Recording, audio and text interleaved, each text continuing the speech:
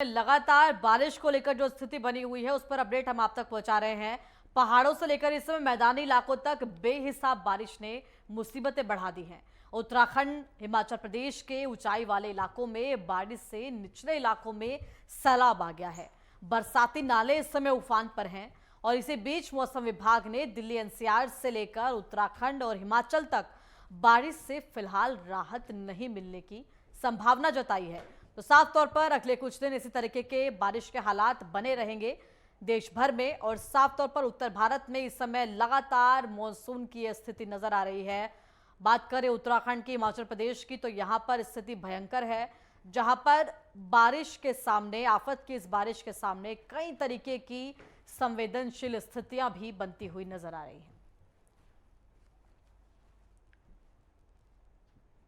तो इस समय सड़कें जलमग्न है और साफ तौर पर प्रकृति के इस रौद्र रूप का सामना इस समय आम जनमानस कर रहा है, जहां पर पुल के पुल बह जा रहे हैं, गाड़ियां बह जा रही है, हाईवे पूरी तरीके से क्षतिग्रस्त हो गए हैं, कहीं पर सड़कें कई फीट धंस जा रही हैं, तो कहीं पर मलबा आने से पहाड़ों से सड़कें अवरुद्ध हैं, मार्ग अवरुद्ध हैं। और इस समय साफ तौर पर पहाड़ी राज्यों के लिए, पहाड़ी क्षेत्रों में रहने वाले लोगों के लिए साफ तौर पर यह बेहद मुसीबत का समय कहा जा सकता है। सरकारें अपील कर रही हैं, लगातार प्रशासन की तरफ से अलर्ट मोड इस समय अपनाया हुआ है और अलग अलग क्षेत्रों में तैनाती भी है, वो चाहे एसडीआरएफ की टीमों की हो, एनडीआरएफ की टीमों की हो। जिम्मेदारियां अपनी अपनी यहां पर संभाली गई हैं, लेकिन उसके बावजूद भी प्रकृति के सामने सभी लोग बेबस हैं।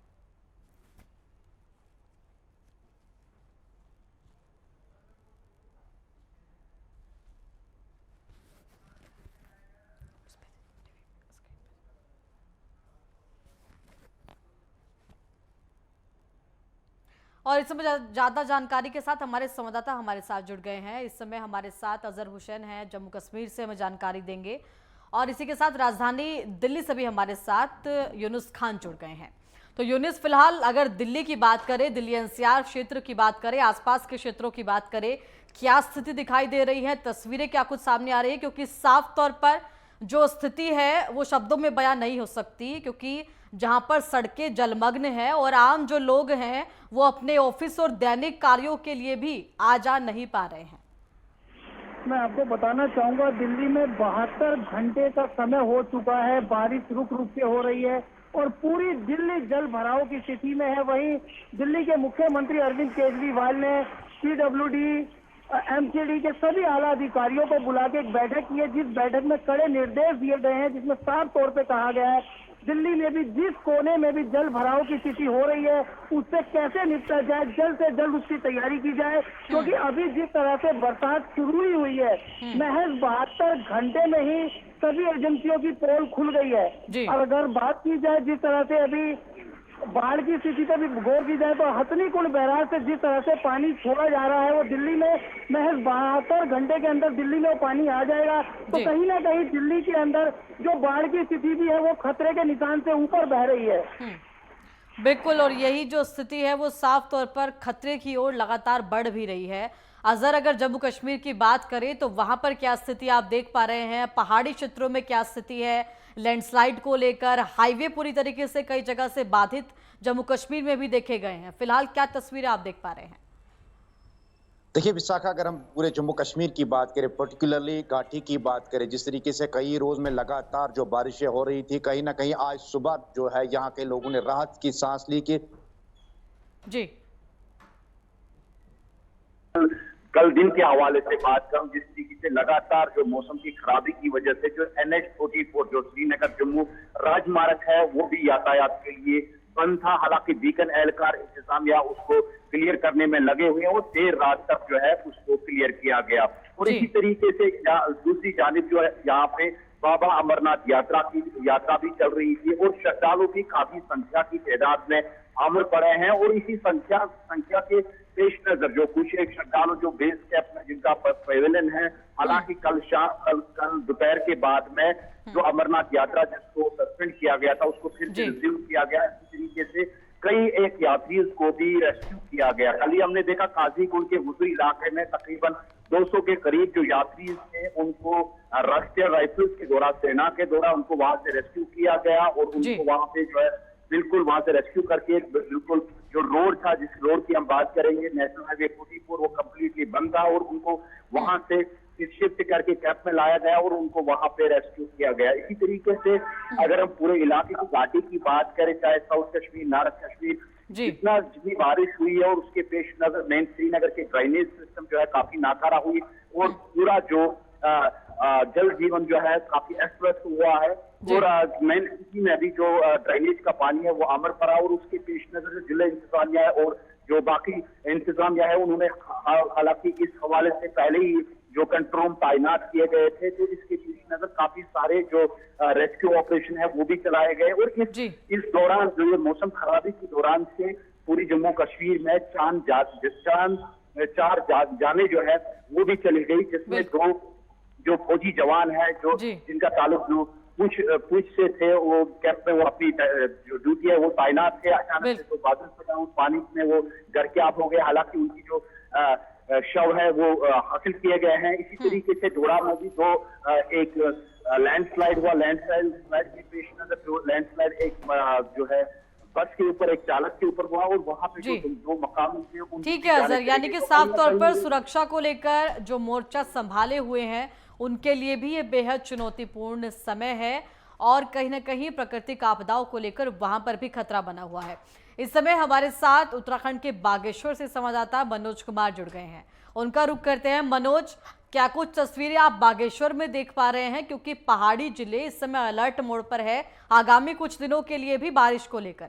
क्या स्थितियां बनी हुई है बागेश्वर और उसके आसपास के क्षेत्रों में? आम जनमानस किस तरीके से त्रस्त नजर आ रहा है?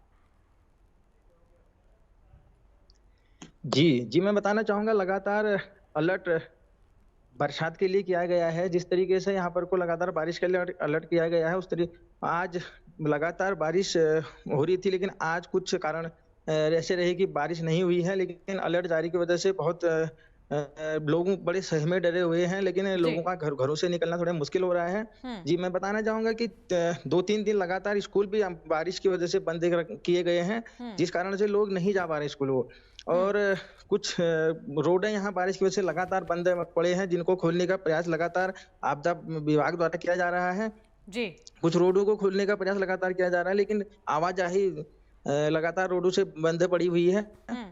जी, जिस तरीके से अभी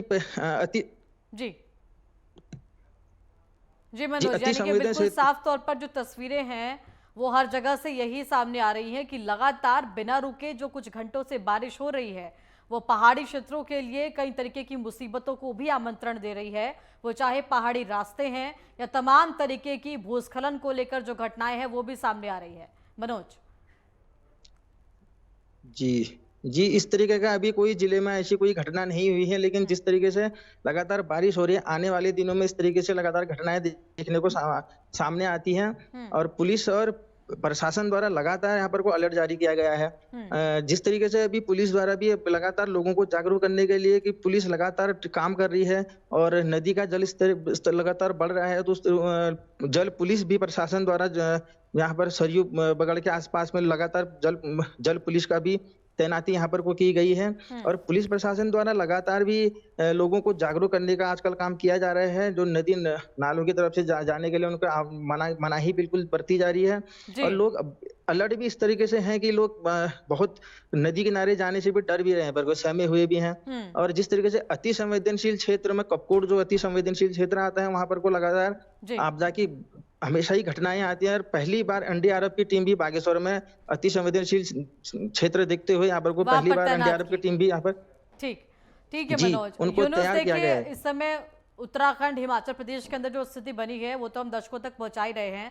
राजधानी दिल्ली, नोएडा और पूरे एनसीआर क्षेत्र में जो तस्वीरें हैं, प्रशासनिक जवाबदेही क्या आपको कोई नजर आ रही है? कहीं पर फिलहाल कोई राजनीतिक बयान भी सामने नहीं आया है। जो स्थिति बनी हुई है पूरी दिल्ली के अंदर, तमाम सड़कें जलमग्न है, नदियों में तब्दीली इस समय पूरा राजधानी क्षेत्र हुआ है, लेकिन फिर भी जिम्मेदारी एमसीडी हो, दिल्ली सरकार हो, किसी की तरफ से अभी तक नहीं ली हुई नजर आ रही है।